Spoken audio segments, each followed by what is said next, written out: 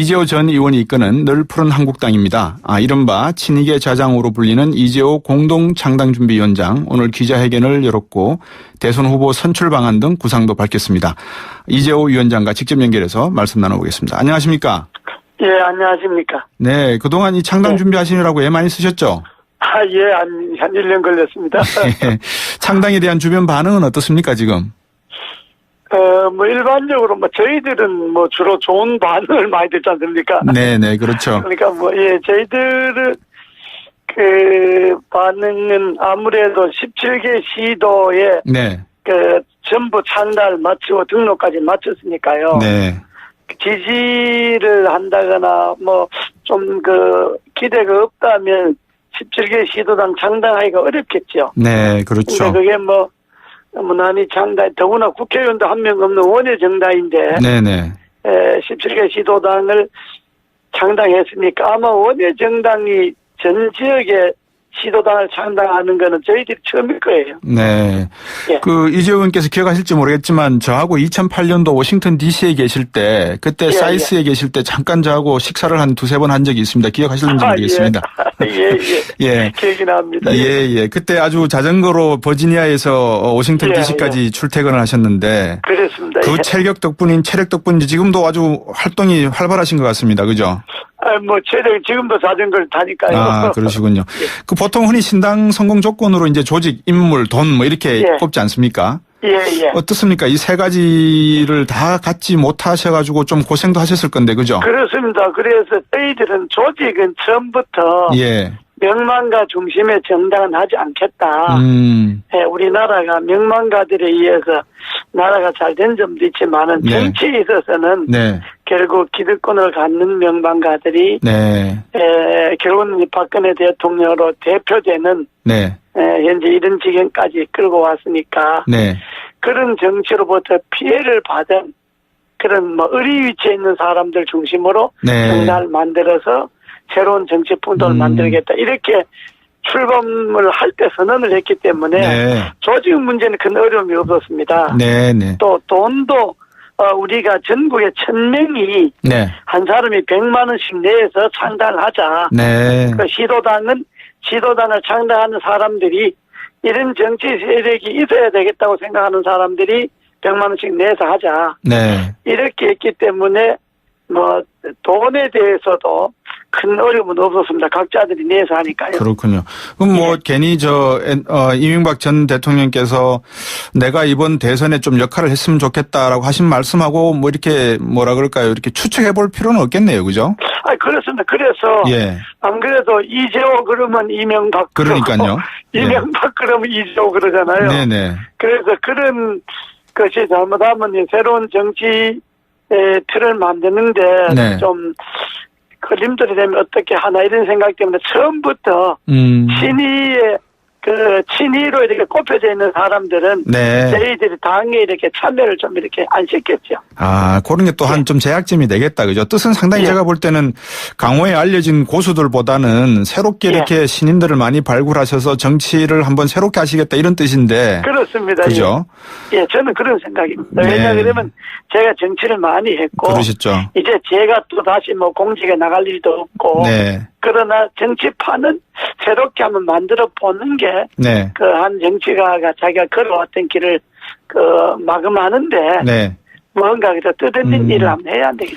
그러면 빅텐트론 말입니다. 요즘 개헌을 고려를 해가지고 보수 세력들이 하나로 뭉치자 이런 이야기가 나오는데 여기에 대해서는 조금 회의적이시겠습니다. 그죠? 저희들은 이제 오늘 제가 안 그래도 발표를 했는데요.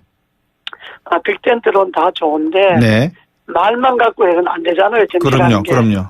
그러니까 적어도 양가 1당이나 2당을 제외한 후보를 단일로 하겠다고 그런다면 그런 생각이 갖고 있는 정당이나 또 전국적인 조직을 갖고 있는 단체가 예비 후보를 내갖고 그게 10명이 더 되면 여론조사를 통해서 5명을 끊어갖고 이 5명이 전국을 6개 권역으로 나누어서 합동 토론해서 그 자리에 현정 투표를 해서 합산을 해갖고 제일 많이 얻은 2명을 놓고 전국에 3,000명 선거인단을 모집해서 거기서 연설하고 투표하자. 예. 이렇게 제가 제안을 해놨죠. 토너먼트 체제로 해서 이렇게 경쟁을 해서 그 중에서 이제 그렇습니다. 예, 뭐 차기 대권에 이런 후보들도 뽑아내자 이런 말씀인 것 같네요. 그렇습니다. 뭐 예. 그러니까 그러나 이제 그렇게 되면 자연대로 후보에 참여한 사람들이 이제 공동 정권을 만들어야 안 되겠습니까? 네네. 그래서 이제 다음 총선 전까지 개헌을 완수해서 네. 개헌에 의한 새로운 이제 제7공화국을 만들어야 되는데 네. 만약에 그렇게 해서 제3후보가 이긴다 하더라도 네.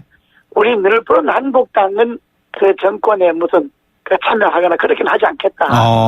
왜 그러십니까? 참여를 하셔야죠.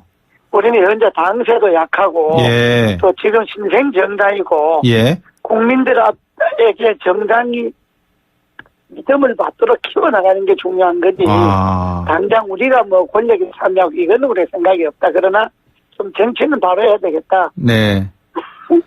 이런 생각입니다. 네네. 예. 방금 개헌 말씀을 하셔서 한번 여쭤보고 싶은 게 이 방금 대선 전 개헌을 하자라는 말씀을 하셨거든요. 뭐 저는 기본은 그렇습니다. 네, 기본은 그렇다는 것은 이제 요거는 좀 유동성이 있다 이 말씀이시군요. 그런데 이제 예를 들어 탄핵이 1월 말경에 탄핵이 결정 나버리면 네. 60일 안에 대선을 해야 되지 않습니까? 네, 그렇습니다. 그러면 그동안에 개헌할 틈이 없어지죠. 예. 그래서 그럴 경우에 네. 물리적으로 개헌이 불가능할 경우에는 네네. 그런 말씀이군요. 네, 공약을 개헌으로 하자 이거죠. 네, 지금 목이 조금 이렇게 뭐라 그럴까요? 좀 기침이 나시는 거 보니까 말씀하시기가 조금 불편스러우신 것 같은데. 괜찮습니다. 예, 지금 임명진 비대위원장하고 서청원 의원하고 지금 새누리당에서 이렇게 다투는 모습을 보시면서 늘푸른 한국당이 하나의 뭐라 그럴까요? 대안? 아니면은 미래에 대한 대안 정당으로서의 역할을 할 수 있다라고 할 수 있겠습니까? 어떤 면에서 어떻게 평가하십니까? 지금은 저희들이 그렇게 말하면 남들이 웃지 않겠습니까? 아니요. 제가 볼 때는 충분히 그러실 수 있을 것 같은데 그런 비전을 가지고 말씀하시는 것 같은데요. 저희들은 현재 새누리당이나 또 나온 신다이라 하는 사람들을 같이 한 20년간 정치를 해봤지 않습니까? 그렇죠. 그리고 제 기본 판단은 이런 식의 보수 정권을 갖고는 이미 수명이 다 했다고 저는 보지요. 네네. 뭐 새누리당이든 신당이든 그렇군요. 그들이 독자적으로 이 나라 새로운 대안이 되기는 어렵다고 나는 판단하기 때문에 늘푸른 당을 만들어서 정치 스타일을 완전히 바꾸고 있는 거거든요. 네네. 그래서 정말로 보수하겠다는 사람들이 차가운 들판에 가서 풍찬 노숙하면서 고생을 좀 해봐야 그래야 알지. 이제 그런 과정을 거쳐서 새로 태어날 생각을 해야지. 갖고 있는 권력을 그대로 유지하겠다. 또 자기네들이 누렸던 권력이나 향수 때문에 그것을 안 놓겠다. 이런 생각 갖고는 국민들로부터 지지를 받기가 어렵지. 그렇죠. 2008년만 하더라도 제가 그때 생각에 이명박 대통령 당선의 최대 공신이 우리 이재호 의원이었는데 아니 이분께서 왜 워싱턴 DC에 와서 이렇게 계시지 않은 생각을 했거든요. 그만큼 그때 마음을 비우셨는지는 모르겠습니다만 지금 늘푸른 늘푸른 한국당 정책 비전 중에 말입니다. 이 분권형 개헌이라든지 행정구역 개편 상당히 미래지향적인 내용들을 많이 갖고 계세요. 결국은 미래를 보고 계시는 거 아니겠습니까? 그렇습니다. 저는 그렇습니다. 네. 어떻습니까? 한번 남북 자유 왕래라든지 이런 정책 비전에 대해서 잠깐 밝혀주시죠. 저희들은 그렇습니다. 현재 권력, 이 체제로 갖고는 나라가 미래가 없다고 보기 때문에 분권형 개헌을 해서 대통령과 내각을 분권하고 내각과 지방이 분권하고 이래서 행정구의 개편을 통해서 선거 제도도 바꾸고 행정 단계도 줄이고 그리고 이제 도시와 지방 또 있는 자와 없는 자 이런 또 약자와 가계 위치에 있는 사람들 간에 또 동반성장을 하게 하고 이제 핵심은 저희들이 미래지 않습니까? 미래는 통일인데 통일을 하려면 남북이 이대로 가갖고는 이게 통일이 아니라 점점 통일에 멀어지잖아요. 그러니까 핵 문제는 결국 이제 북한의 핵 때문에 우리나라가 대화를 안 하잖아요. 그러니까 핵 문제는 육자회담에 넘겨서 외교력을 강화해서 한반도 비핵화를 지키게 하고 남북은 자유왕래를 해서 고속도로나 고속철을 연결해서 북한을 통해서 대륙으로 나가는 그 큰 그림을 그려서 북한과 합의를 봐갖고 통일 이후에 대한민국의 미래를 남북이 공유하는 네. 이런 체제로 남북이 대화를 열어야 되는 거지. 그러지 않고 지금 서로 힘 자랑한다거나 무기 자랑한다거나 네. 뭐 북한이 핵 넣어 가져오니까 우리는 사드 배치하겠다. 네네. 또 북한은 너가 사드 가져오니까 우리는 또 ICBM 하겠다. 이런 식으로 나가면 결국은 한반도가 화약고가 되지 않습니까? 그렇죠, 그렇죠. 그러니까 이거는 통일과 평화에 도움이 안 되니까 네네. 외교력을 강화해서 핵 문제를 놓고 네. 남북은 자유왕래해서 알겠습니다. 통일의 기반을 조성하자 하는 게 제 정책입니다. 그렇군요. 좀 길게 말씀을 해주셨는데 다른 또 중요한 질문들이 많아서 바른정당 만드셨지 않습니까? 그죠? 지금 얼마 전에 바른정당이 출범했지 않습니까? 새누리에서 탈당을 해서. 예. 바른정당 등장은 어떻게 보시고 제가 앞에서 우리 이재호 의원이 그 마음을 비우시고 워싱턴에 와 계셨다는 말씀을 드렸는데 이 제왕적 패권 대통령제 하에서 주변 가신들이 어떻게 처신을 해야 되는지도 한번 말씀을 해주시면 어떻겠습니까? 제왕적 대통령제 하에서는 정권을 잡으면 정권을 만들기 위해서 노력했던 사람들은 마음을 버리고 손을 권력을 놓아야죠.